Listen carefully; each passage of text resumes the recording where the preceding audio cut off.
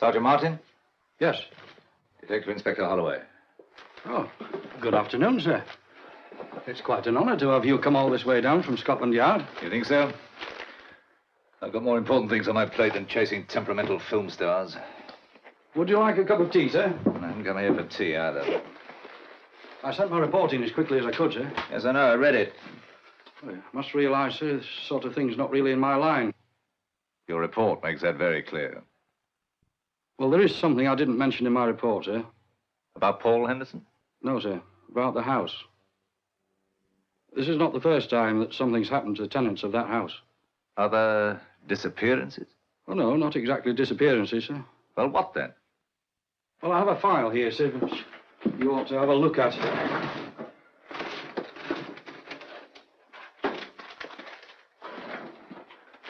There's something that happened about 2 years ago, sir. The house was empty for some time, and then the estate agent had an inquiry from a young couple in London. Hillier, the name was. Charles and Alice Hillier.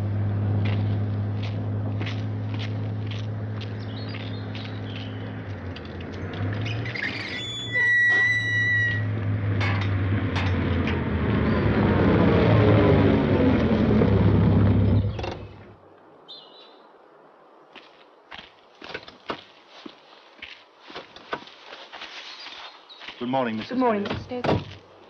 Good morning. Morning. Glad you could make it. Thank you. Well, shall we go in? Why not?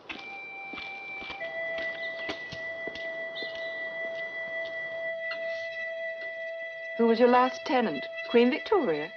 No. But the house has been empty for some time. Perhaps you'd like to see the kitchen? I hope there's a refrigerator. Oh, yes. Not the most modern, of course, but definitely a refrigerator.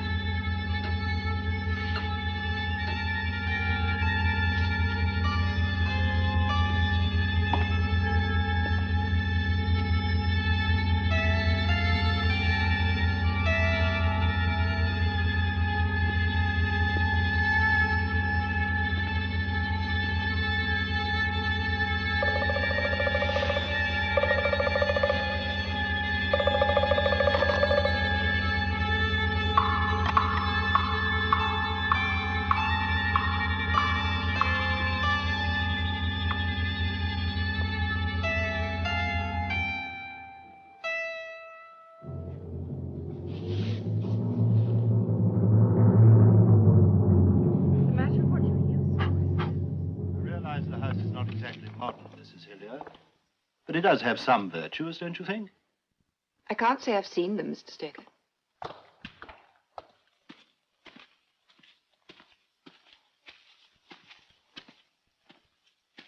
This collection's fantastic. Somebody who lived here had literary tastes after my own heart. It's perfect, isn't it? You're not serious. No, I mean it. It's ideal for me. Oh, darling. Now, look, I promise we'll move back to London as soon as I finish the book. I haven't been able to write a line in weeks, you know that. Do you really want us to take it? Hmm. I suppose I could bear it for a month or two. Good. I know I'll be able to work here. What sort of work, may I ask? Well, my husband's a writer, Mr. Stoker. Oh, what kind of writing does he do? Horror stories. He specializes in murder, in the most gruesome ways imaginable.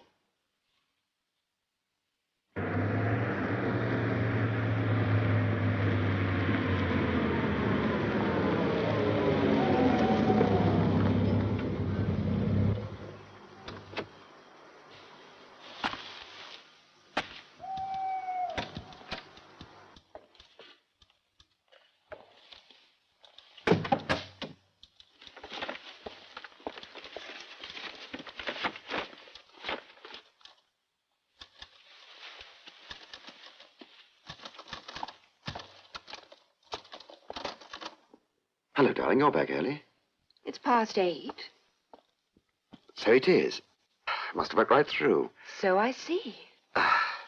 Can I read it? No. Let me show you. Show me. Here. They say one picture's better than 1,000 words. That's Dominic. He's the villain in my story. He's a strangler who's escaped from an asylum for the criminally insane. He roams the countryside at night searching for fresh victims, laughing maniacally as he kills them. Sometimes I wonder where you get your ideas. Looking through the window. That's where I first saw him this morning, just after you left. You saw him? Only in my mind's eye. From now on, Dominic's my partner in crime. He's going to make us a lot of money. Well, here's to Dominic.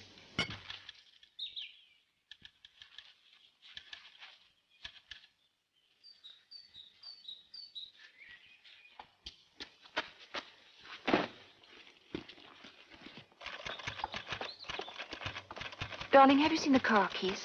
Huh? Yes, there. Oh. How's it going? Splendidly. I'm almost halfway through. Oh, good. You can thank my strangler for that. Dominic. You know, he's really taking over. I've come to know his mind. Almost the way he feels. That's what makes him so very real. And so very frightening.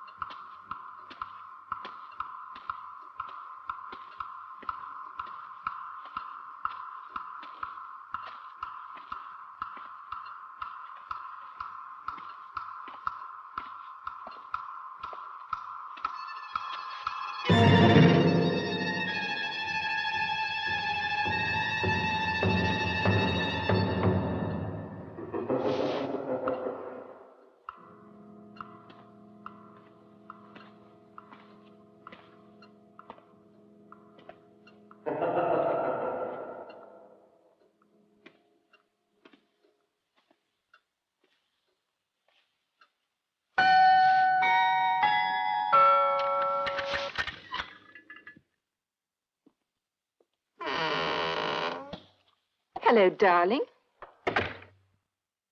Oh. What's wrong? I didn't know I didn't know it was you. Who else did you think it was? You silly. Oh, I'm exhausted. I'll make some coffee. Do you want some?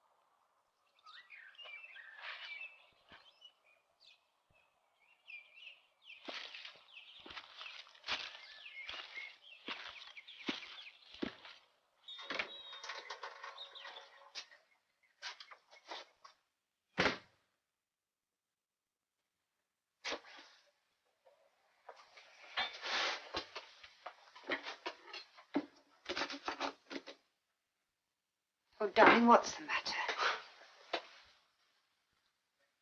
It's Dominic. I saw him. You mean you imagined? No, I mean, I saw him. Last night, just before you came back from the theater. And again just now. But he's just a character in your novel. You can't. I know, but I saw him. Darling, you've been working much too hard. Your imagination's playing tricks with you. Look, why don't you take the day off and come up to London with me? No. No, not till I finish my book.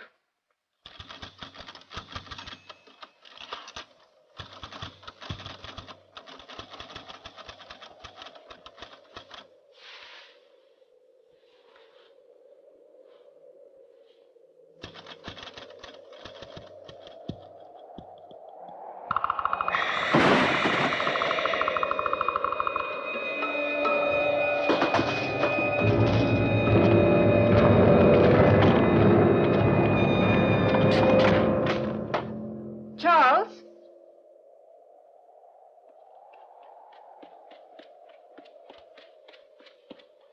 What is it? It's Dominic. He's in there. Oh, Charles. No, no, please, please.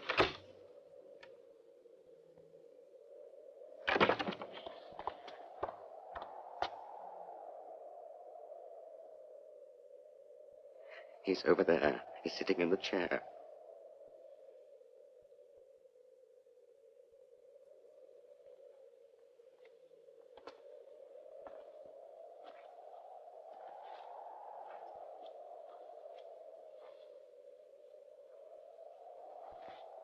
There's nobody here. Didn't you see him move? He's over there.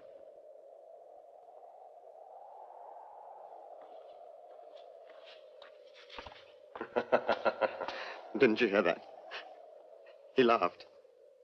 Oh, darling, please.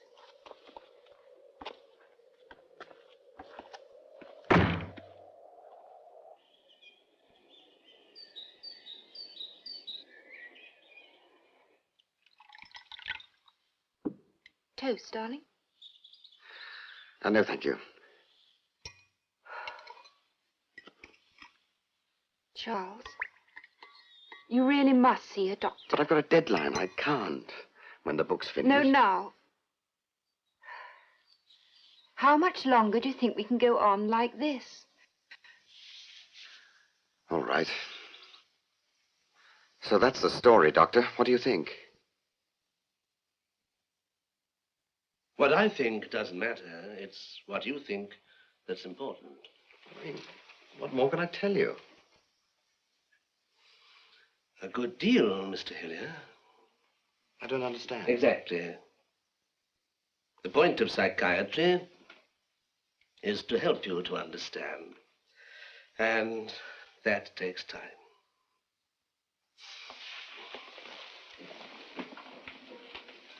I should like to see you regularly. At least once a week. Perhaps you'd have a word with my receptionist and make an appointment. You do think that you can help me? I'll try.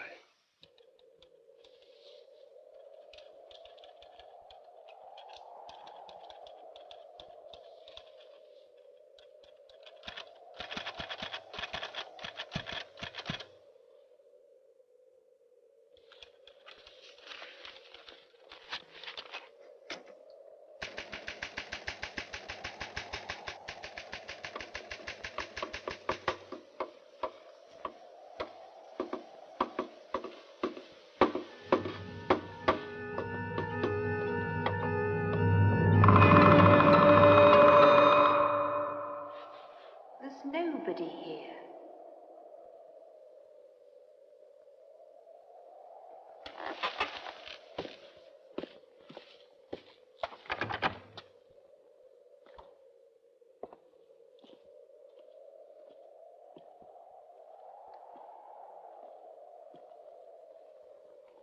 How's it going? It isn't. I think there's a storm brewing. A storm. Andrews keeps talking about a storm inside me. Everything comes from the inside, apparently. A projection of my own imagination. Do you know what he actually told me at our last session? He said that when an author creates a character, it's like an actor playing a role. And sometimes the role takes over. I shan't do any more work tonight. You just relax, darling. I'll make you a nice hot drink.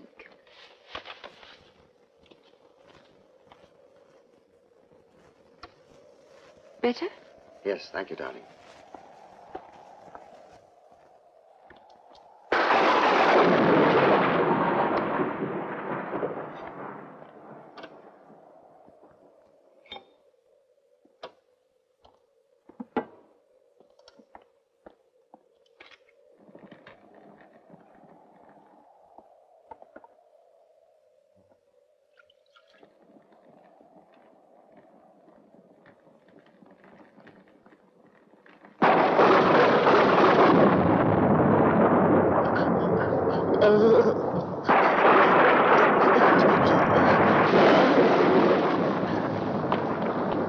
Don't touch me! Get away from me! But I saw him. It was Dominic. It wasn't Dominic.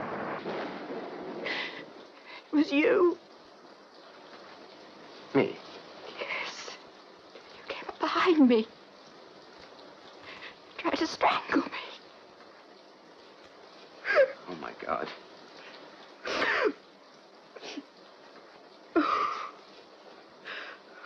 Oh, Charles.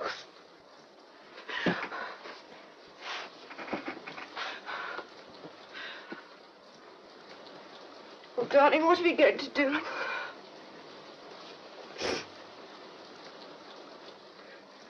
I'm going to call Dr. Andrews. He must see you tonight.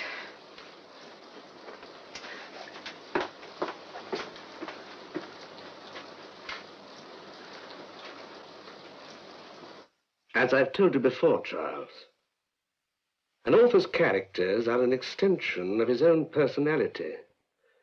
Sometimes, a part of it that he normally tries to conceal from himself. Please, try to relax. Close your eyes. Listen to me. You think of yourself as a kind and decent man. You love your wife, but you also have hostility toward her. Instead of expressing that hostility, you create a character to express it for you. But that character is only a creature of your imagination. It is not real. As I have said before, you're like an actor who loses himself in his role. You've lived with his character day after day. You visualized his appearance, dramatized his acts, thought his thoughts, so much so that you've come to believe that he really exists. But he doesn't. But I've been writing about murderers for years. And I've never wanted to become one. I mean, why should I suddenly want to do so now? Even in my subconscious.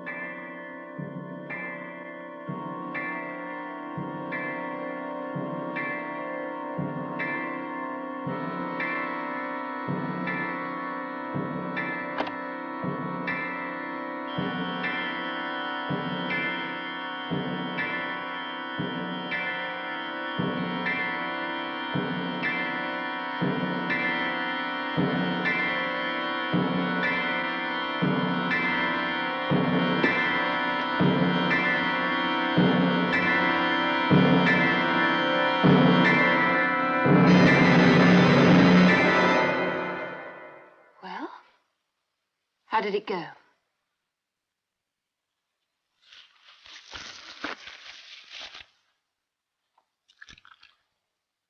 Everything's taken care of.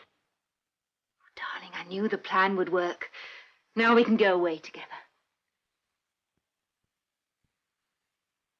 They said that I wasn't a very good actor. We don't have to worry about getting work. We'll have plenty of money now with all the royalties on Charles's book. That I wasn't believable in the parts that I played.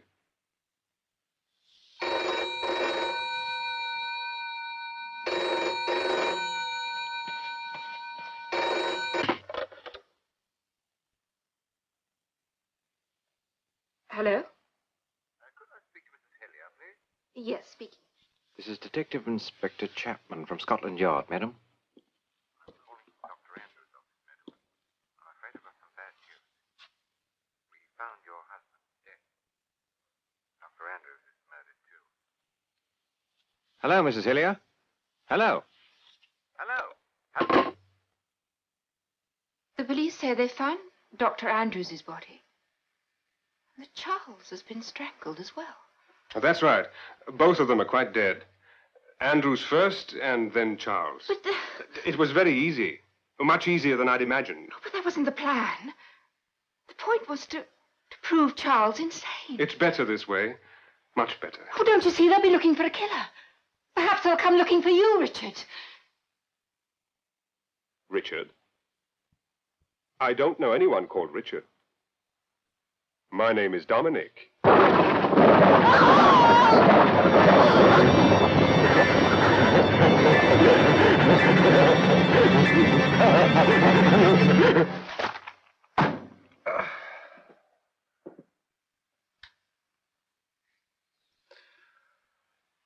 We found him standing over her body, laughing. It's not all him, you know. It's that house. The house? Yeah, there's something strange about it. Listen, Sergeant, I'm interested in facts, not fantasies. Very well, sir. Consider this. When that house was empty again, the estate agent rented it out to a new tenant, a retired stockbroker from the city, a Mr. Philip Grayson.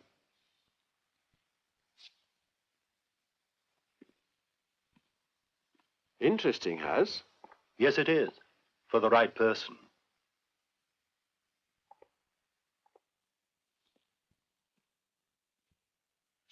You're retired, aren't you?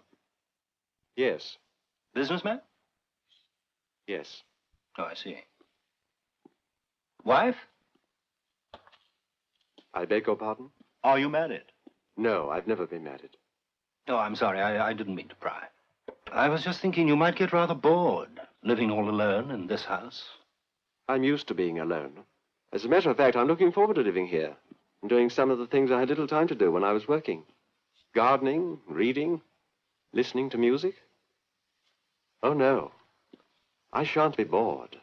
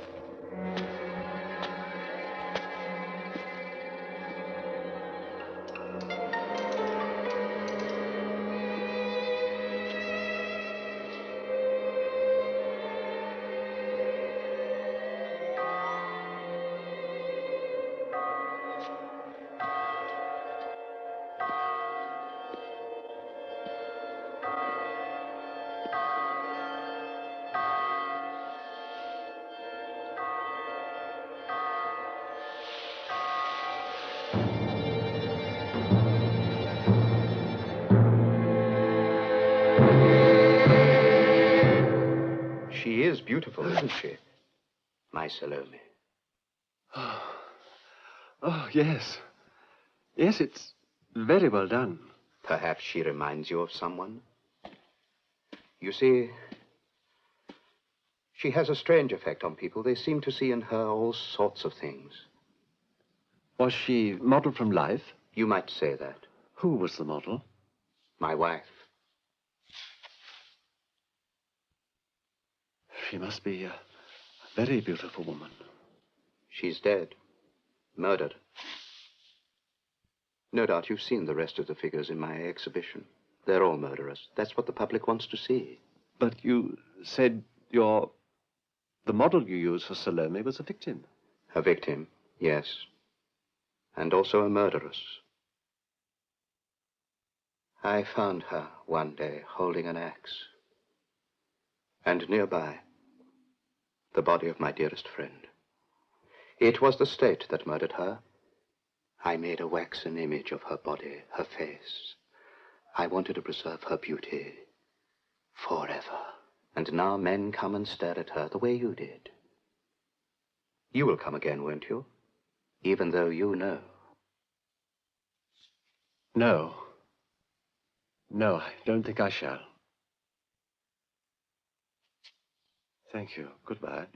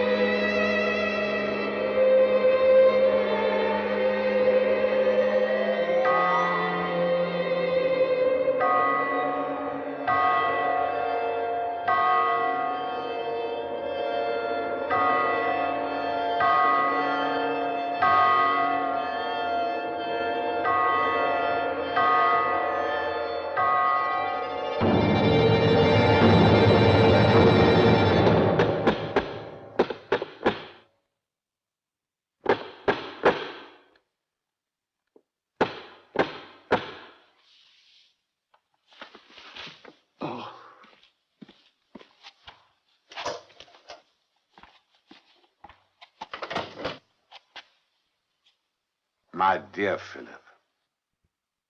Neville. Friends? Oh, yes, yes, of course. Aren't you going to invite me in? Forgive me. Come on in. I was so surprised to see you. So this is where you've been hiding yourself. I never thought I'd see you in this part of the world. Can I offer you a drink? Thank you. Scotch? Lovely. I was traveling north on business. Then I remembered you had a place about a mile from the road, so I thought I'd drop in and surprise you. To tell you the truth, I was getting a bit lonely. Will you stay to dinner? Overnight, if you wish. I've got lots of room. You sound as though you'd be afraid to be left here on your own.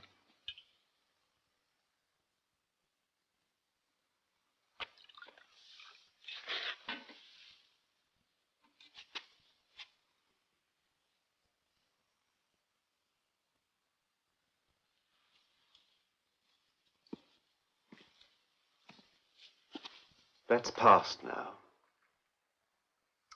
And with me. We could never have won her, Philip. Either of us. We're not winners, you and I. Anyway, it was a long time ago. Now she's dead. How do you manage to occupy yourself here all day? Oh, there's plenty to do. I read, listen to music, do the garden. I walk into town occasionally, when the weather's nice. That reminds me, I was popping myself, get some tobacco before I leave. Can I give you a lift in? Well, I wasn't going in, but, well, why not? Rather a good antique shop here. I used to collect those when I was a kid. Did you? Would you like that swan as a souvenir of your visit? I wouldn't know what to do with it, unless you filled it with apple strudel. I must say, things are very much cheaper here than they are in London. Well, they always are, aren't they? Good Lord. There's a waxworks museum here. Yes. Let's go and have a quick look-see. Oh, no. It's sure to be dull, and it's such a nice day. I haven't seen one since I was a kid. Come on.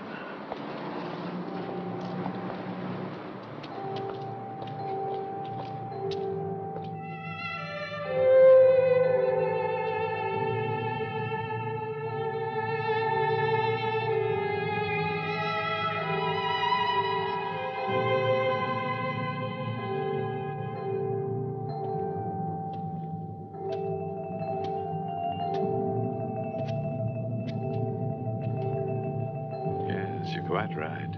It is rather dull. Let's go. Wait a minute, what's through here?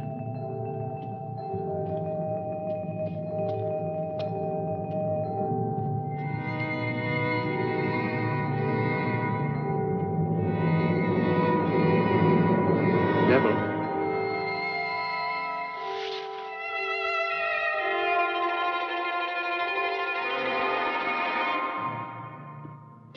It's stuffy in here.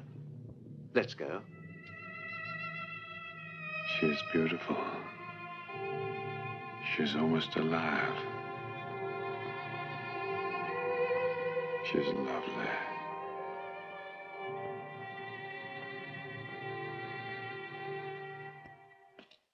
Goodbye, Philip. Thanks for being such a marvelous host. Not at all. It was my pleasure. I'm only sorry you can't stay. No, I'd better fly back. I'm late now. Sure I can't give you a lift into town? No, thanks. I'm not going in today. I'll be off then. Bye. Cheerio. Take care of yourself. Thanks for everything. Ciao.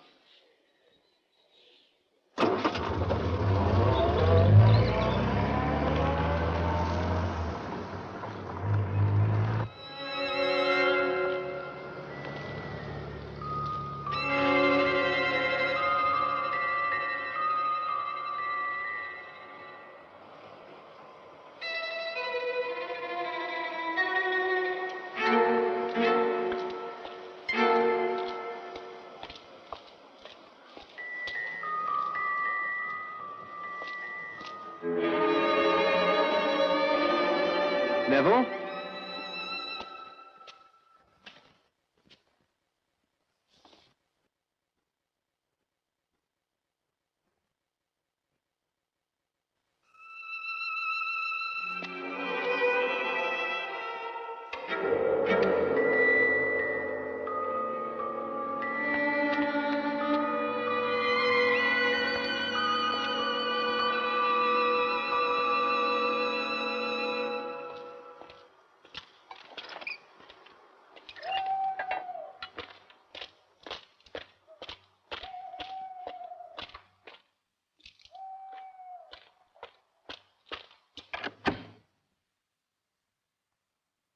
I help myself. Neville, I saw you at that museum. I know. I came back to apologize. I don't know why I went there. I do. It was the face of Salome, wasn't it? Yes. It was uncanny. It was almost as though... As though she was standing there? Yes. That's exactly what I felt. That's why I tried to persuade you not to go into that museum. There's something evil about that place. Yes, there is. I don't think either of us should go there again, ever. No. Well, would you like to stay here tonight? Oh, no, I should have left before now as it is. Oh, Philip, I'm sorry. It was silly of me. Take care of yourself. You take care on the road. I always do.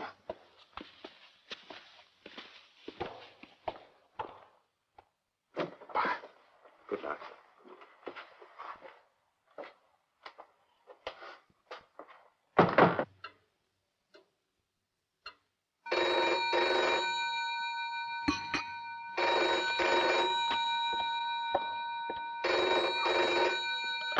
Hello? Hello, Philip. This is Neville. Well, hello, Neville. Anything wrong? I'm still at the village. I'm staying at the hotel. The Queen's Head? I know it sounds absurd, Philip, but I can't leave here. I've got to go back to that place. Don't go there. You stay where you are. I'll be right over.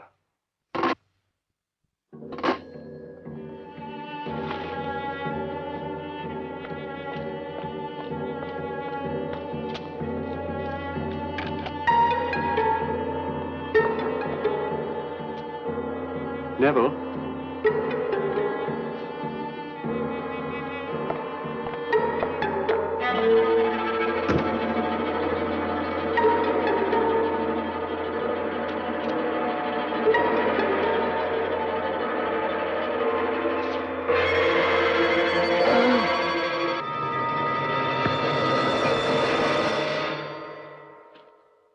I told you that my wife was guillotined because she'd murdered my best friend. Well, it was I who killed him and made sure that she was found near him. Can you guess why? The authorities let me have her body, and I embalmed her in all her beauties so that she would be mine forever. But she drew men to her, even after her death. Others came and admired her, like your friend and you. But you shall never have her, none of you.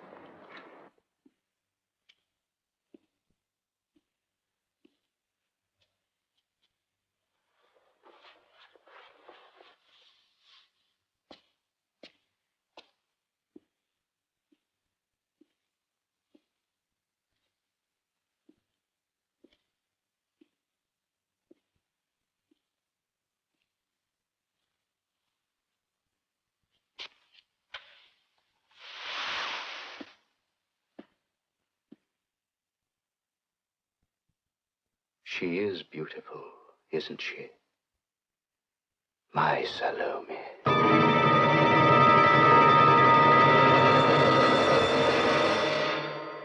And Henderson moved in next. No, sir, there was somebody else before him. Another disaster. Oh, of a sort. Not like the others. Not like the others at all. It's that house. There's something about it. What? I don't know, sir. I see. Well, I think it's about time I paid a call on the gentleman who's responsible for renting that house. What's his name? Stoker? I tried to warn them. Warn them of what? The house. Well, what about it? Haven't you guessed its secret yet? What secret? What sort of a place do you live in, Inspector? Well, plain, ordinary flat. Quite comfortable. Bit on the cold side, perhaps? What do you mean? Oh, never mind. Well, shall we get down to facts? I'm here regarding a disappearance. Now, I'd like to know who lived in that house before Paul Henderson moved in. The tenant just prior to him was a gentleman called Reed. John Reed. Quiet man. And although I didn't realize it at the time, a dangerous one. Dangerous? To himself.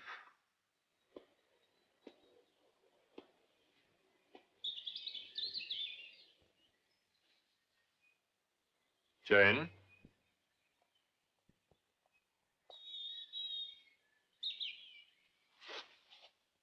Come along.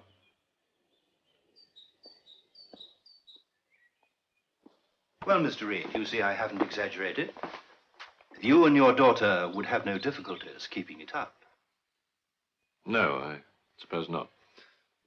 May I see the rest of it, please? Yes, of course. Let me show you the study. I think you're going to like this. Lots of room.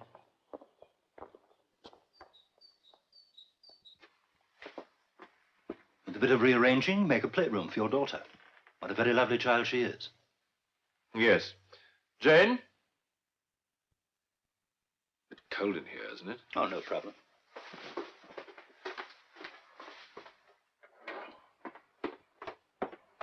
This would make a nice playroom. Yes.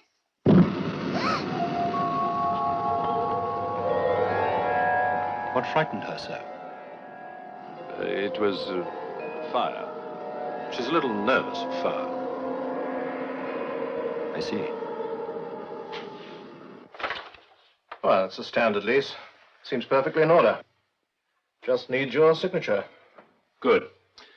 There's just one other thing I'd like you to do for me, Mark, if you would. Yes? My business brings me up to London quite a bit, as you know. I need somebody to look after my daughter, preferably somebody who will teach her as well. You're still against sending her to boarding school? You know my views on that subject. Yes, I do. Oh, you signed there and there. I'd hoped you might have changed your mind. No. Well, we shall have to get someone very soon.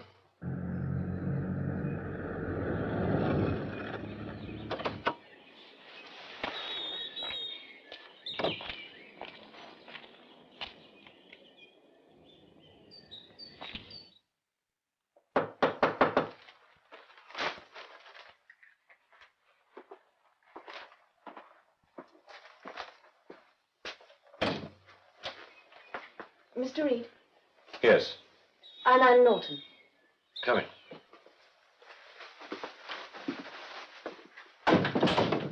I've been expecting you since noon. Oh, yes, I'm sorry. I'm afraid I got a bit confused by the directions. Anyway, I took the wrong turn. Yes. Please sit down.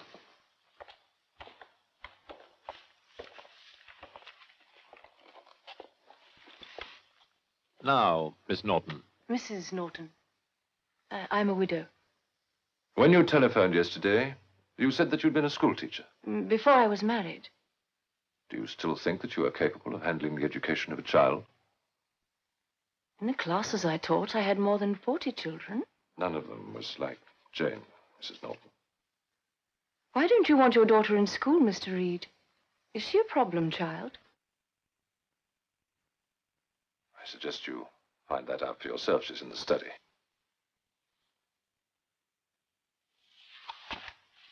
Please.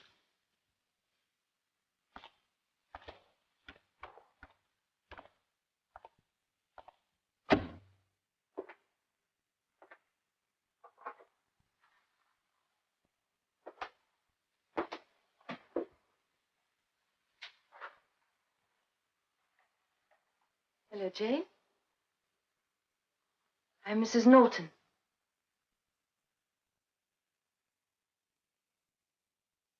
Mind if I sit down?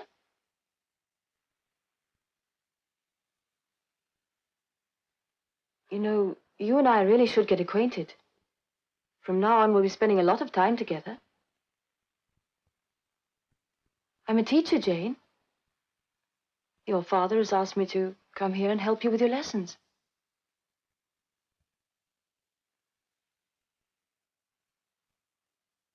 Well, then.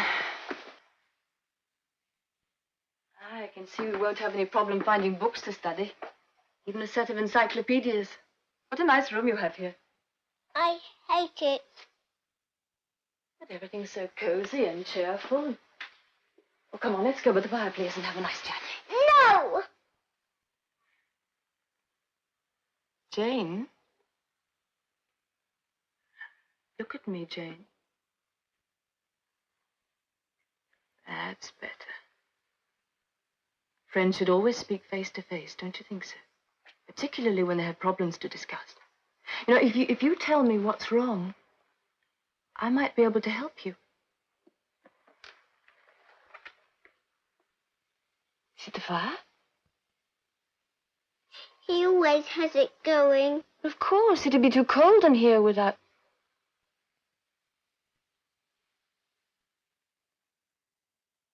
Jane, I'm going to ask you something. Like, you don't have to answer me if you don't want to, but I do hope you will.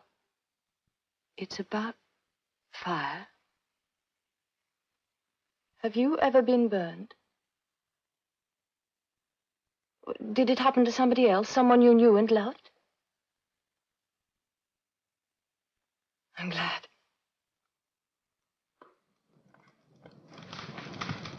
Of course, fire can never harm us as long as we're careful, so there's really nothing to worry about, is there? You know, I've often wondered just what we'd do without fire. Did you ever stop to think how much it helps us? It keeps us warm, it cooks our food, even gives us light. Besides, it's really very pretty. I love to watch the flames dancing, don't you? Sometimes it's nice just to see the way the colors change. Look. It's all sorts of shapes. I never get tired of watching. Better.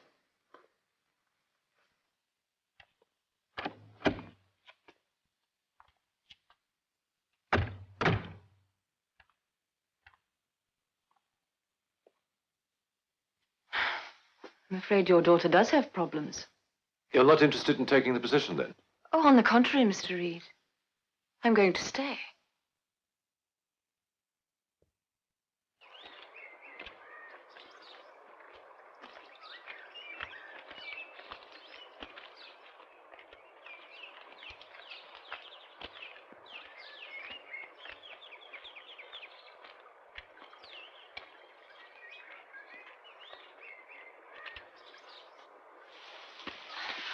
This river goes to a big river which flows into the ocean far, far away, see? Perhaps we could go on a trip someday on a boat.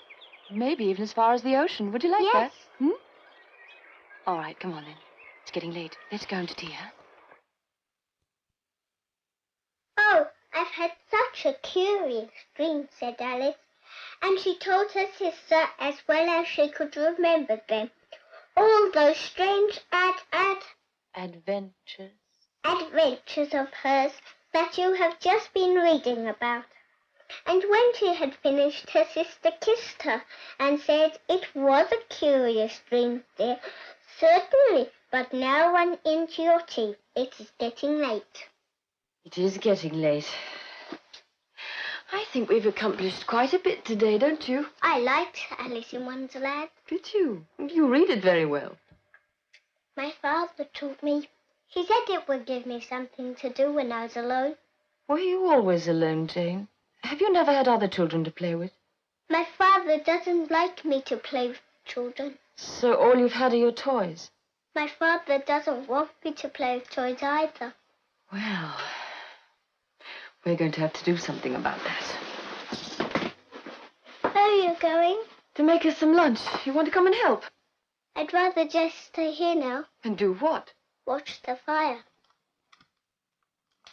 I'm not afraid of it anymore. Ever since you told me how you could see shapes in it, I can see things too. What sort of things? Pretty ones. Sometimes I can see my mother. Her mother? Ridiculous. Her mother died when Jane was only a baby. She couldn't possibly remember her. Surely she must have seen photographs of your wife. I haven't any photographs, Mrs. Norton. They aren't necessary. Jane is all I need to remind me of her mother. She's the living image of her. She grows more and more like her every day. And your wife must have been a very beautiful woman. Very. She's lonely, is Jane? Mrs. Norton. That's your daughter's real problem. Loneliness. There's a park in town with a playground. Now, I could take her over. No, on that's out of the Saturday. question. But surely contact with other youngsters would only help Not her. yet. Please, I do have my reasons. I'd be glad to hear them. Well, you shall, all in good time. Until then, I must ask you to be patient. All right. On one condition. Oh? I want to buy Jane some toys.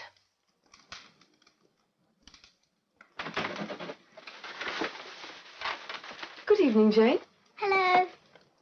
Did you have a nice day? Yes, thank you. I hoped I might find you studying those lessons I left for you. They're all finished. Oh, good. Well, I've got some other things here for you to look at. Toys? I told you I was going shopping. Paint box, a jigsaw puzzle, and a word game. But first, I want you to see this.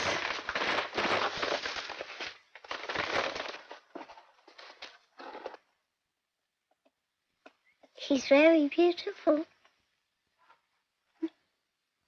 Go on. Take her.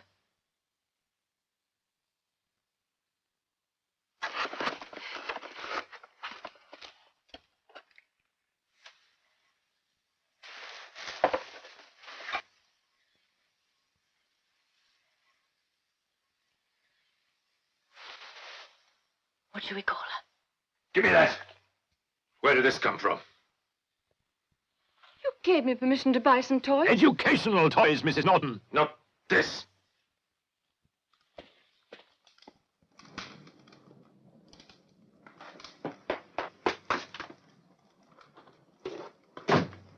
That was a cruel thing to do.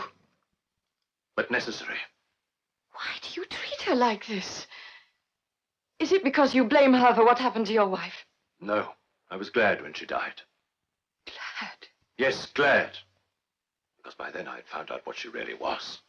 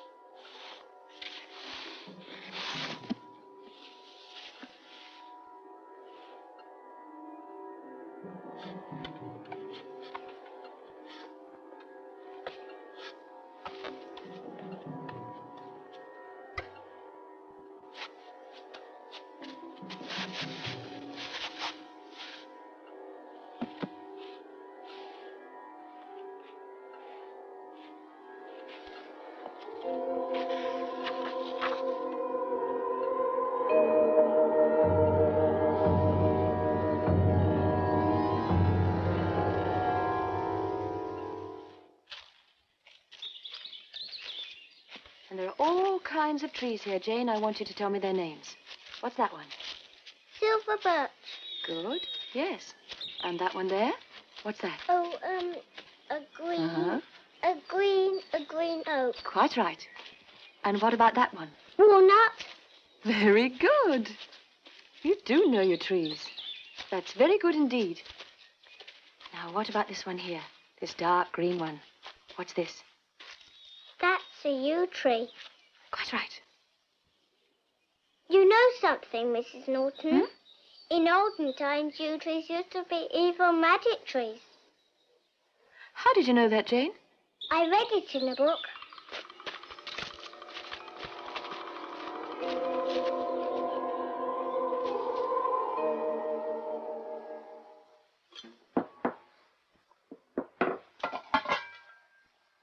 Jane!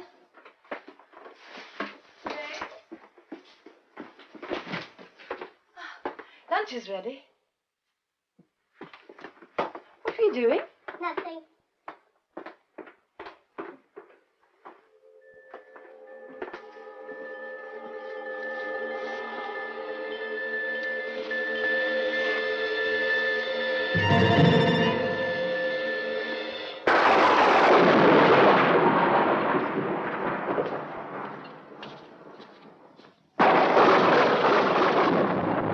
Quite a storm, isn't there?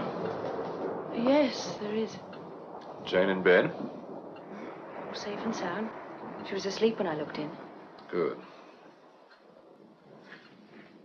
You wanted to talk to me about something? Yes, I do. Sit down, please.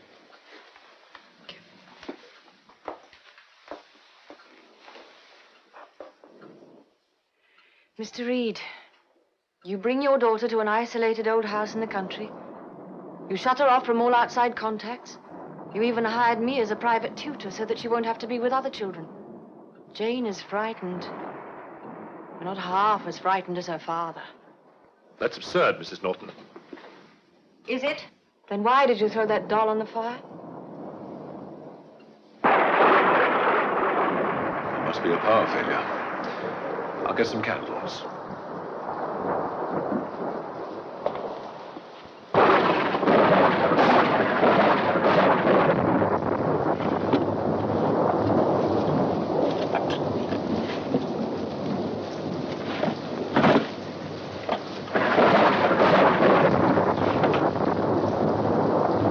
That's funny. They're not in the dresser. Are you sure that's where you put them? Quite positive. What is it?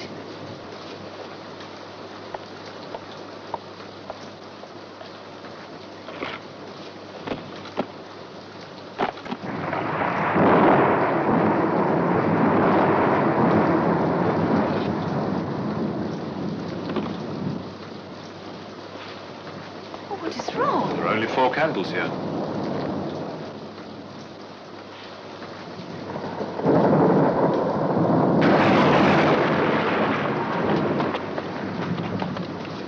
There are only 4 candles here. Where are the others? What did you do with them? Where are they?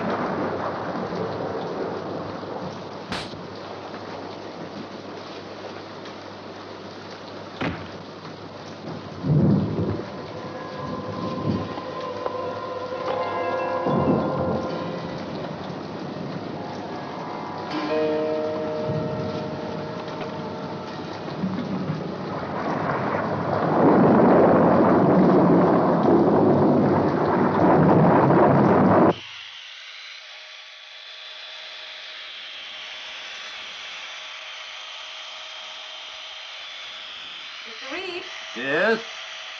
there's a telephone call for you. All right. I'll come down.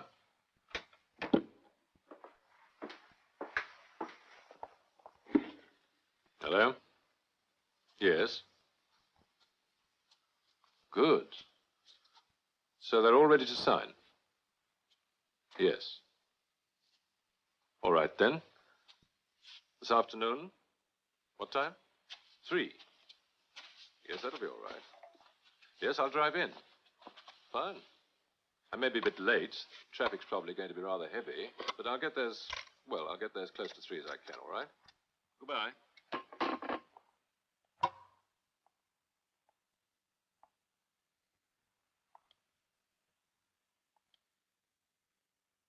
Good. Will you sign there at the bottom on all 4 copies?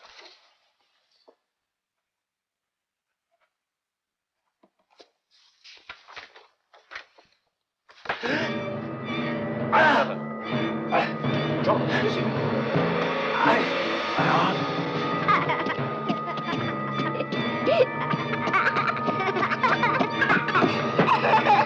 Jane?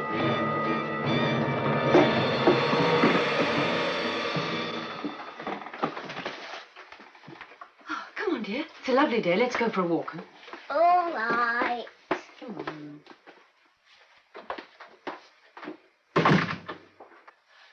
Gone now. Sure. Can I get you a drink? No. Perfectly all right, thank you. I'm sorry.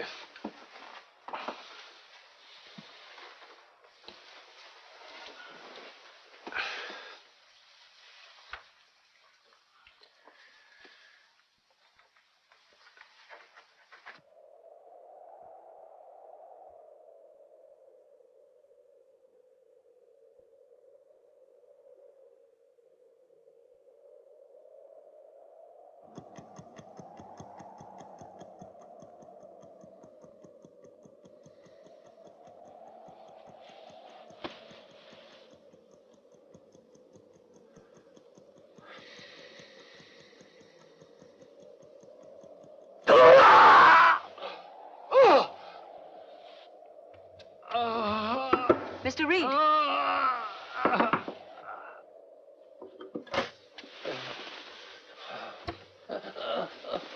What is it? I'll get the doctor. No.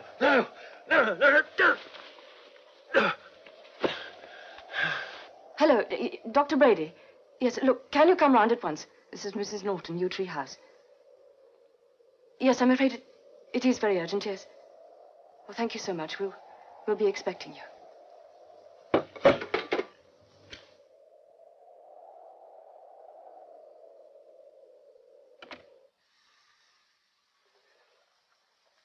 Nothing wrong with your heart. No fever, pulse and respiration normal. And you say the pain's gone? Yes, quite gone. Well, I suggest you stop by my office tomorrow, where we take a few lab tests and x-rays. Probably just an old-fashioned case of indigestion. Well, I shall expect you in the morning. Good night. Good night, Doctor. Thank you, Doctor. Good night. Good night. Are you sure you're feeling better? Yes, I'll be all right now.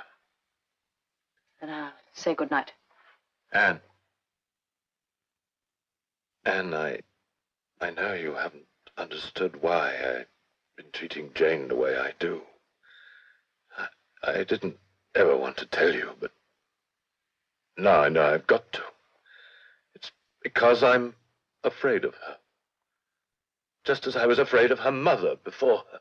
Afraid of a child? She's not just a child.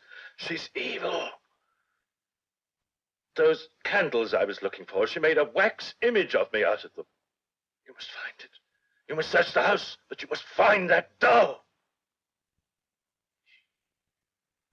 You must find it before it's too late.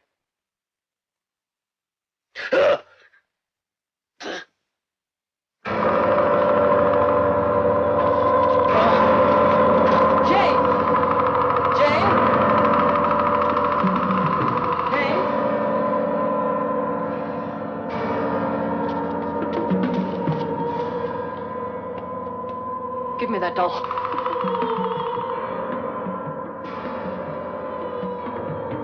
Give it to me. Give it to me. Give me the doll, Jane. Look, I promise you nothing will happen. We'll go on just as before. Nothing will happen. Give me the doll, Jane. He said I couldn't have a real doll. This isn't real. It's only wax. Oh, darling, give me the doll, please, please. Give me the doll. Jane. Jane!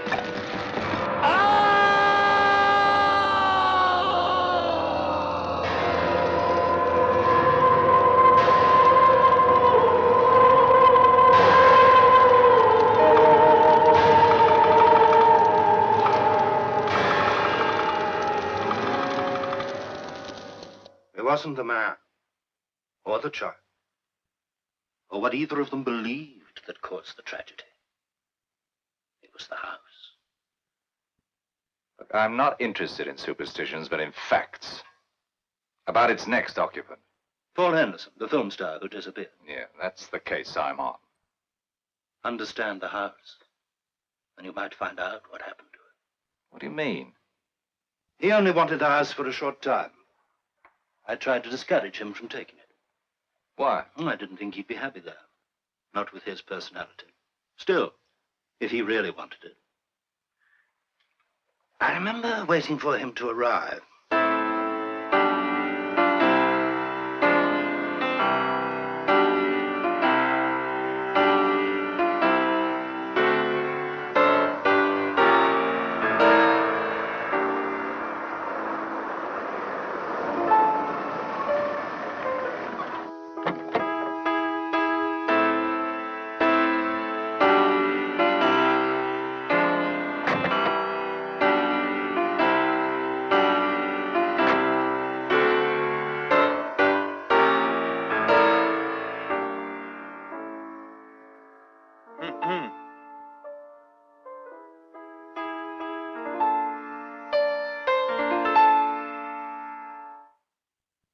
Yes.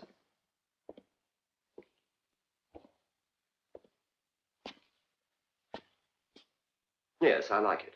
You see, I told you. This place is absolutely ideal for you. Yes. Well, it's just for a few months while we're shooting the picture. Of course, the main advantage is that it's less than an hour's drive from the studio. Does seem quite comfortable. Before you decide. I've already decided. To take it. Oh. In that case, I feel it's only fair to warn you. Warn me? The former tenants. There were, tragedies. Are you trying to tell me that this house is haunted? Not exactly. What a pity. I would have liked a ghost. You see, it isn't that I just star in horror pictures. I'm an expert on the whole subject. Ghosts, vampires, werewolves, witches, demons. In fact, there's very little that I don't know on the subject of the supernatural, Mr. Stoker. Stoker? That's true. This is the third film Mr. Henderson and I will have made together, and I know him pretty well by now. At heart, he's pure Gothic. You know, Paul, sometimes I think you'd feel more at home in some medieval castle. Yes. Yes, that's right. A castle.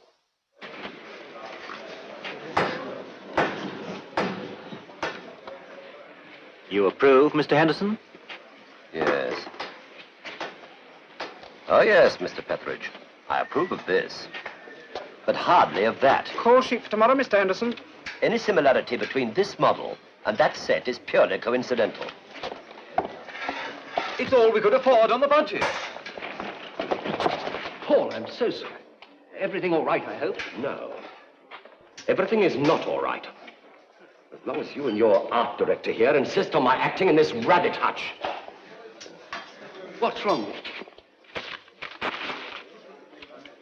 Tell me, Mr. Talmadge, since leaving the depressing confines of television, how many films have you made? Well, actually, this is my second. But your first horror film. Well, let me tell you, Mr. Talmadge, I have made hundreds of them. Hundreds. Oh, my God. And if I go on working for this company, I shall finish up looking like him.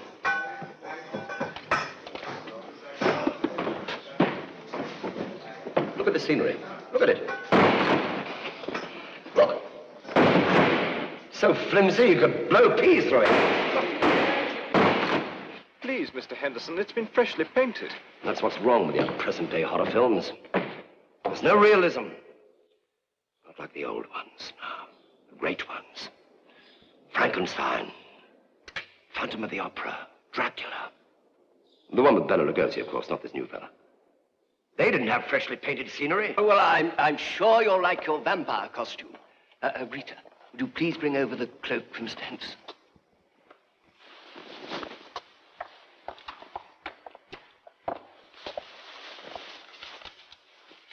Who did this belong to? The Flying Nun? It looks perfectly all right to me. My dear fellow, it's too new. It's not sinister enough. Look, I want a wardrobe that looks as though it had been lived in. Or died in. Well, what do you expect us to do, rob a graveyard? Take this schmutter away, madam, and use it for draperies.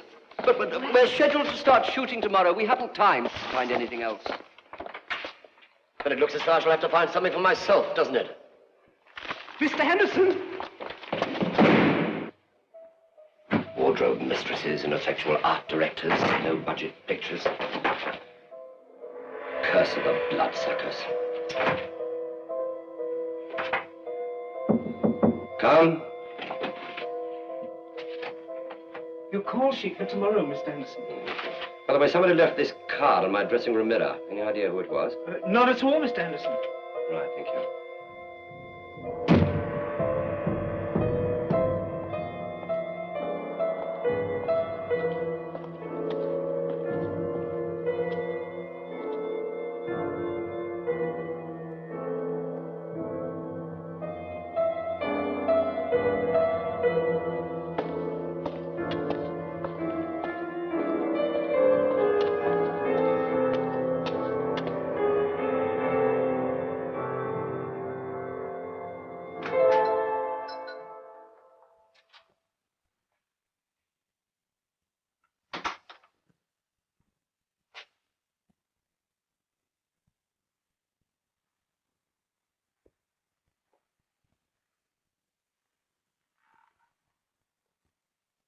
Hello? Is anybody here?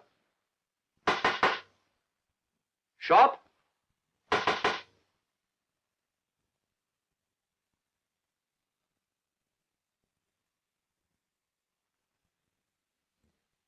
May I be of some assistance? You are... Yes. I am von Hartmann.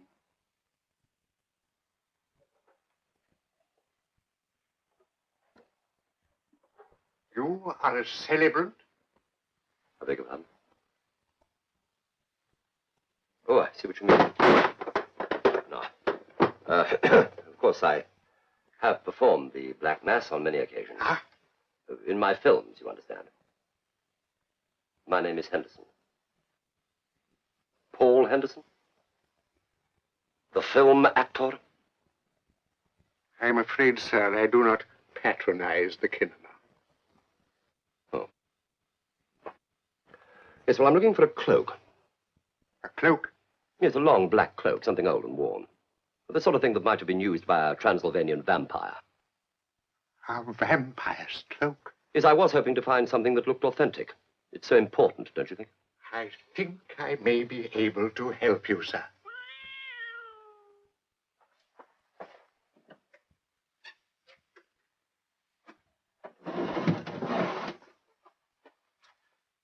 I think this may well be what you require, sir.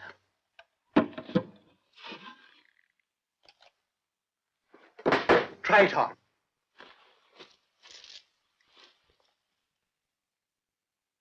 It's funny, I felt a sort of chill. Yes, it's been a long time down below. It's very cold up there. Yes. How much are you asking for it? Shall we say 13 shillings? It's an odd sum. 13 shillings a week. No, my dear sir. 13 shillings and it's yours. For life. Well, that seems very reasonable. 10, 11, 12, 13. I shall soon be closing this establishment. I only hope you put the cloak to its proper use.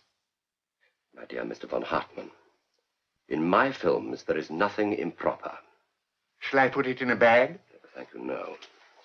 Now, I'll take it over my arm. My car is just outside. Good day, sir, and thank you. Thank you. Now I shall be able to rest in peace. Come. Ready in 2 minutes, Mr. Henderson. Right, thank you.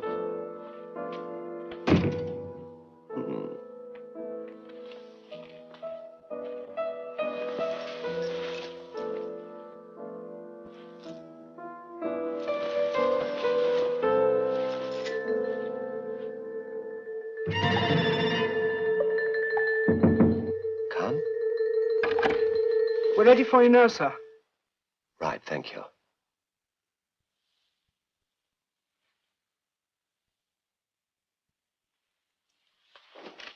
I'll bring the cloak for you, sir. Yes, thank you.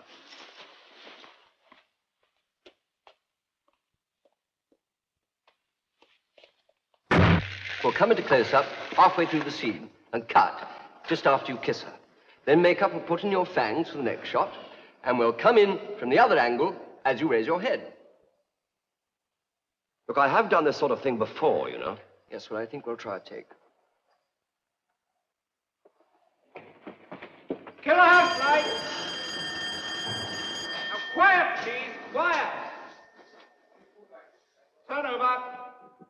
Speed. Mark it. 27, take 1. Action. Must you really go? But it's almost midnight. I'm not afraid. Even though your father believes that in my family there runs a thirst for blood. You mustn't take him seriously. He still believes in the old superstitions of our land. That at the stroke of 12, the vampire must feast. But do you believe it? I only know that I love you.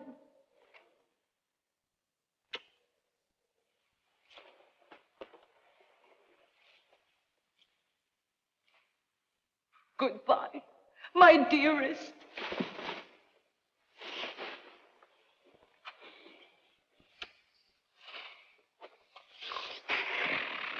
Cut. Okay? Okay. Okay, son. One sound Right. Pull! Pull! Oh! Oh! You beast! You bit me! Oh! Paul, that's a very splendid performance, but you really don't have to get quite so carried away.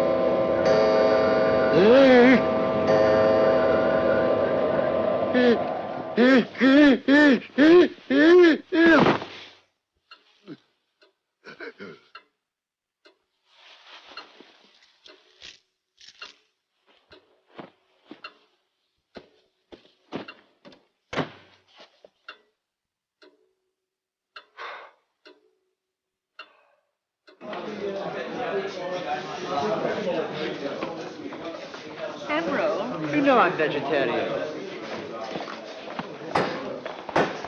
Morning, Mr. Henderson. Morning. What scenes are we doing today? 24, 35, 53, and 89. None with a cloak? No, sir. Thank God. Has Miss Lind arrived yet? Yes, sir. She's over there.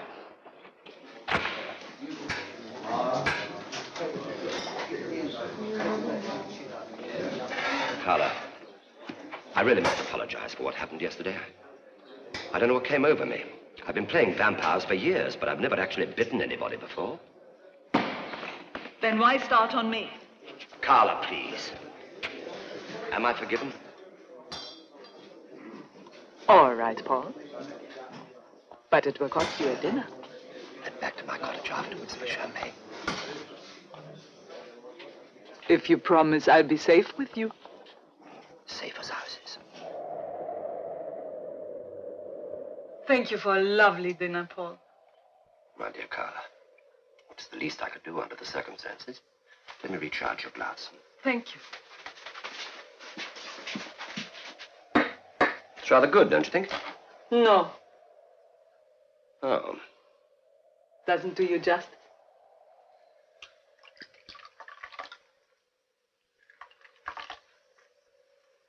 Good heavens.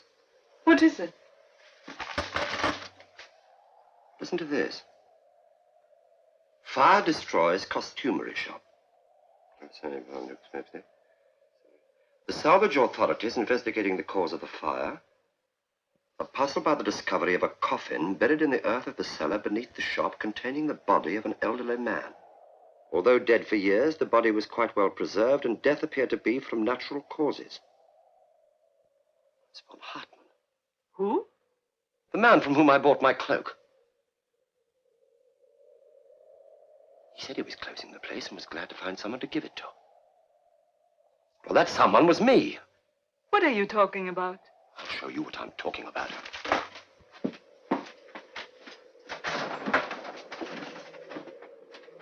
This. I asked for something authentic. Well, don't you see, this is authentic. That old man was a vampire. And this was his cloak. He had to pass it on to someone before he could die.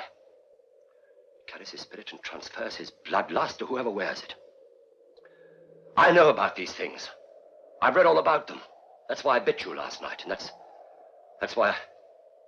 Excuse me. What are you going to do? I'm going to burn it. Oh, surely you don't. Oh, look, it's only an old cloak. Every time I wear this, I'll turn into a vampire. Oh, nonsense. Put it on. Prove to yourself that... No. Look at the time. It's nearly midnight, the witching hour. There's no telling what might happen. Paul, I think you are afraid. Me? Afraid? Nonsense.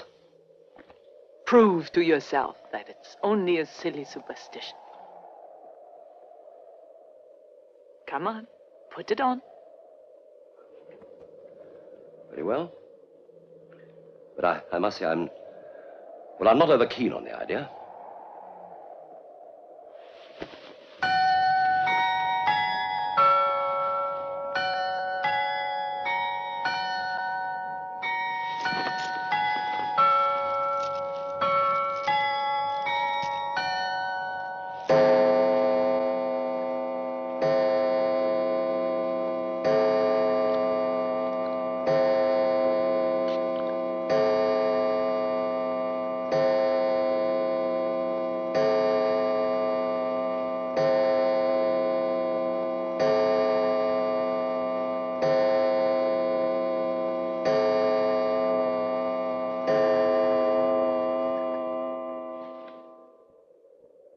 You see? Nothing happened. I can't understand it. Wait a minute. This isn't my cloak. No. This one is.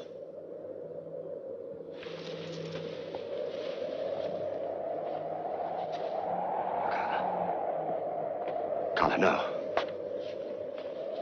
No. No, Carla. Carla, don't put that on. You'll turn into a vampire.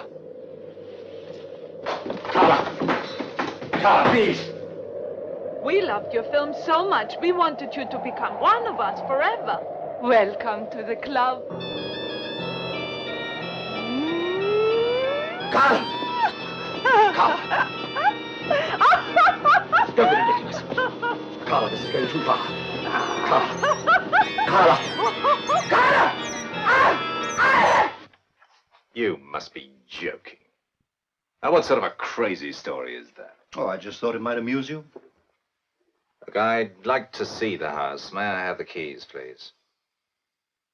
If you wait until the morning, I'd be most happy to accompany you. No, I'd like to see the house tonight. One question, if I may. In your job, do you ever give anyone another chance? Someone who's not likely to commit a crime again. All crimes must be paid for. That's the law. I'd not advise your going to the house. Not alone. The keys, please. You've heard what's happened there. Haven't you fathomed its secret yet? The keys, please.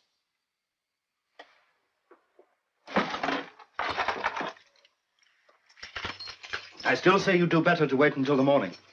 The electricity's cut off. I know what I'm doing.